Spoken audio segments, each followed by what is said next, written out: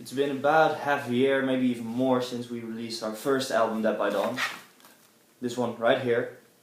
And I thought I'd take the time to talk a little bit about it, because we're always yapping about how you should buy it and listen to it, but why should you if you don't know what it's all about? So I'll do a track by track commentary on it, and just talk a little bit about how the recording process went very briefly, because we are working on a new one right now, and it's very different.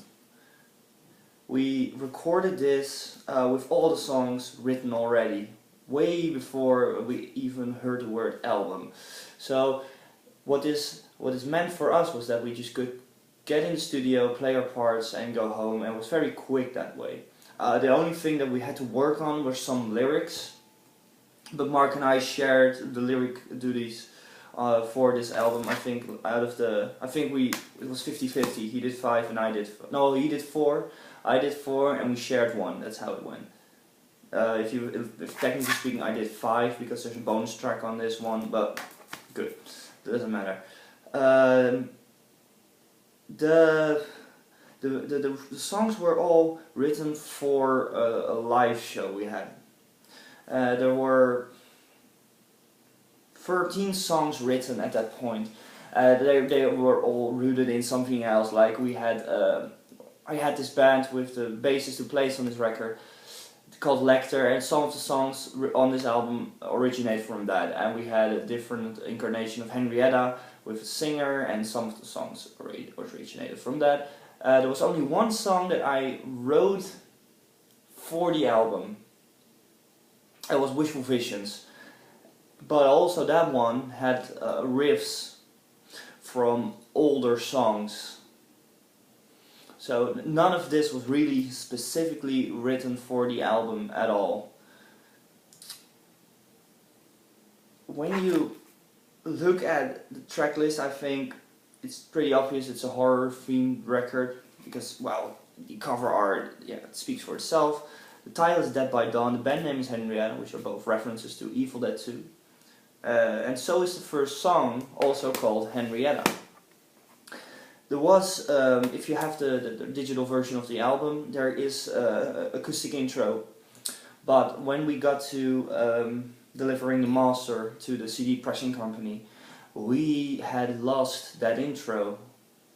So the night before we sent it, I had to come up with something else, because if you know the song, you have the intro, and then there's this scream that it swells up, and like, and then the song starts, and we couldn't start the album with that scream, because that would suck. So I did this electronic, kind of John Carpenter-esque intro, which some people hate, I know, because there's a reviewer who said it was like the old Pong games. Well, fine, I don't care, because it's kind of stupid, I admit, but I like it. Then the song itself is pretty fast. That's one of the harder ones to play live for me. The first riff is pretty complex. The chorus is really nice, I think. The lyrics were written by Mark, one of the first lyrics to be written for this album, I think. And this one was called Virus before, and, well, doesn't matter at all. The next song is called Running Man, which was one of the things that we hadn't written before we went in the studio. Well, the music was done, but we had no lyrics. Previously it had been called Bipolar and Art of Anger, but both were not suitable for the theme of the album, so we had to come up with something else. But Mark forgot to write the lyrics.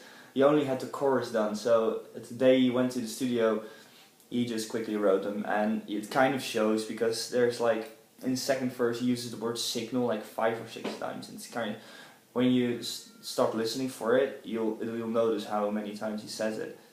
The next song is called Cry for Heaven's Gate, and this is one of the oldest songs on the record. I wrote this for Lecter, which was my band with Sietse.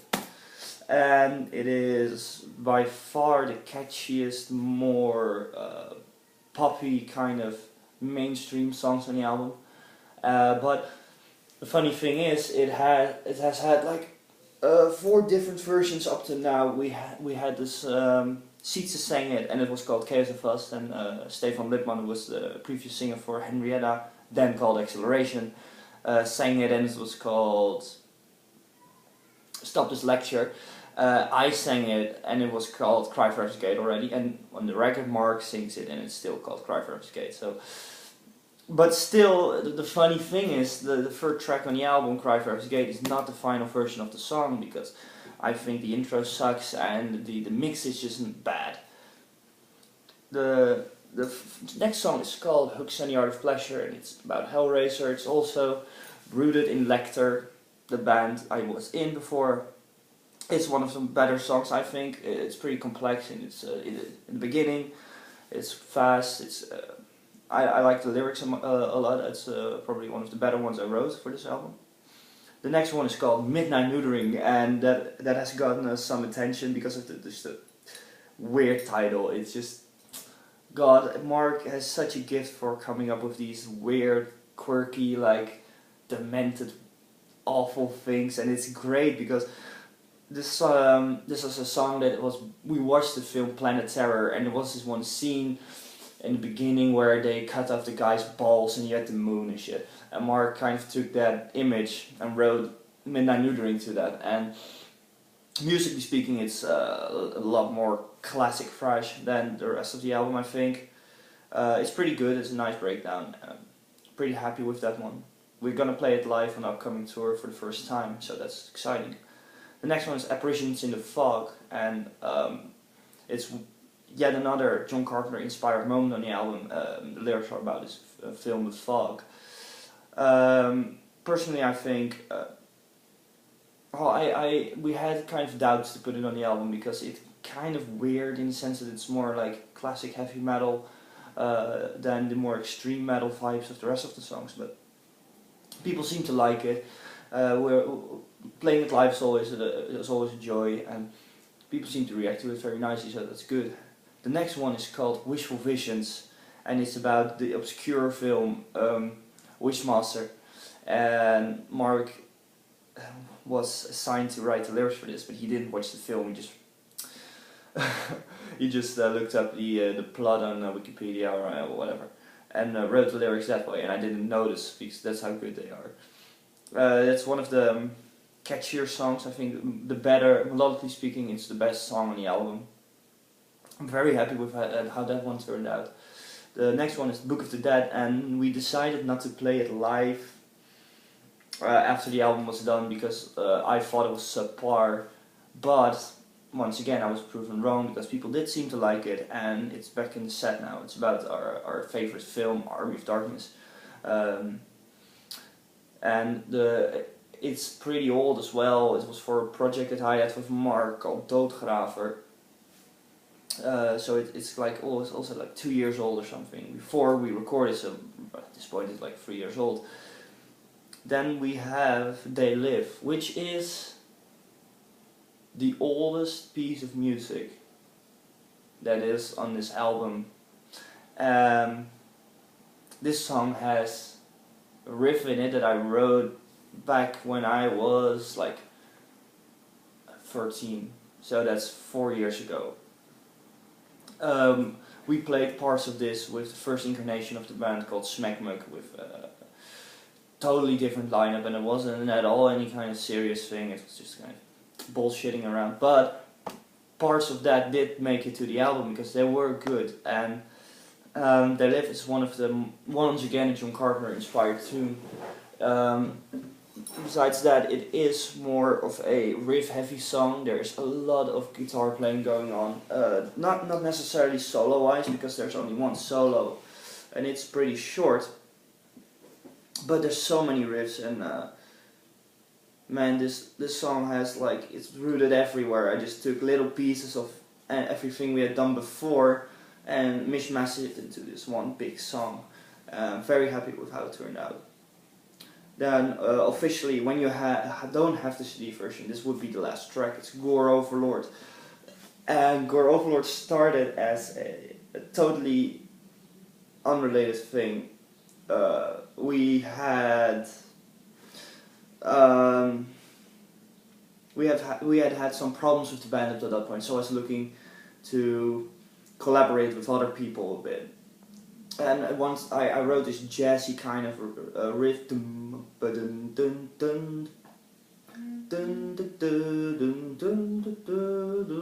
which is kind of stupid. But then I kicked up the distortion and played it fast, and it became the first riff for Gore Overlord. And I quickly wrote the rest of the song all around it. It's kind of a rip-off of Slaughtered at Beast House by Autopsy. In the sense that I really love that song, so I just thought, oh, let's just write something that's kind of similar. I didn't intentionally rip anything off, just to make that clear, but it was kind of in that spirit. The lyrics were written by Mark and me, and they're about the film Cannibal Holocaust. And, well, they're brutal. Then we have the first bonus track, Escape from New York, once again John Carpenter inspired. It is a demo version of a song that will be on our next album. Then, a hidden track even, which is the vinyl version of Cry for Heaven's Gate. This time around we recorded, well, it was the first song ever to be produced by me, mixed by me. It is just the same song, only we spiced it up quite a bit. Apart from the amazing keyboard solo played by Gerben Klasinga, we just changed the intro a bit, like dynamically, and I rearranged some guitar parts, and there's better soloing. The production is way better than the rest of the album is, so I'm most happy with how that turned out. And if you think that sounds good, then, well, you should wait to hear the next thing when we release, because I used a very shitty guitar amplifier to record it, because we had to do it quickly. So that was kind of the album. It's a long video, I'm guessing nobody's gonna watch it, but still, I would very much appreciate it if somebody did. If anybody really likes the CD, I hope they found some enjoyment in this. If any one of you have any questions about how we recorded or what I used, kind of shit, and doesn't matter, you can always ask us, send us a message. And I hope you will all be very happy to hear our new album. It will be out somewhere this year, I promise.